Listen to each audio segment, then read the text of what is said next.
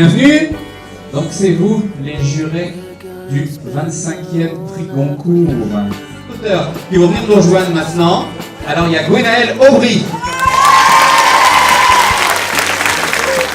On va l'appeler maintenant Joy Sormand. Thierry Bestingel. Gaspard Marie Janvier. Serge Romely.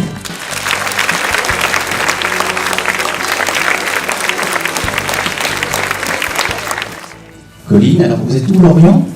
Là, en premier rang, formidable. J'aurais voulu savoir si vous avez travaillé sur la mise en page avec votre éditeur.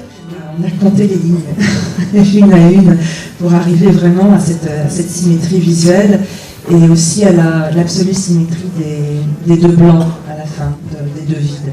Emma. Oui, donc je voulais savoir pourquoi cette rencontre entre deux générations différentes.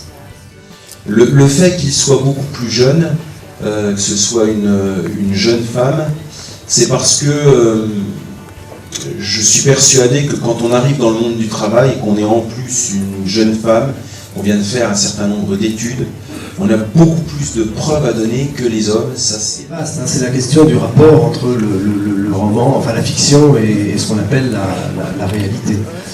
Je pense que le roman, de toute façon, c'est évident qu'il prend au réel, parce qu'on ne peut pas tout inventer. Les mots qu'on utilise, ils renvoient à des référents qui sont des choses réelles. Donc de toute façon, on est toujours, à chaque phrase, à chaque mot, renvoyé à la réalité. Petite histoire de la première phrase, Joy. Non, je ne l'ai pas écrite au début, je l'ai écrite à peu près au milieu. Quand j'ai eu l'idée que le livre n'allait pas lâcher d'une semaine son sujet, et que le livre allait développer ce caractère obsessionnel. Et donc je voulais que le livre commence comme une espèce de gros plan sur Pym. Et Louise. Donc moi je voulais savoir pourquoi le titre Orchidée fixe et est-ce que c'est un clin d'œil au surréalisme?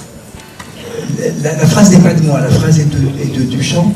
Je tenais à ce puisque c'est un hommage quand même, à cet artiste, à ce que quelque chose de lui apparaisse en couverture. En fait, il apparaît doublement, parce qu'il y a son portrait dans le bandeau, et la phrase est un des innombrables aphorismes qu'il écrivait.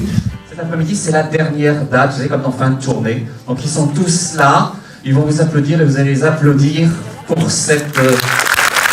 Voilà, après-midi.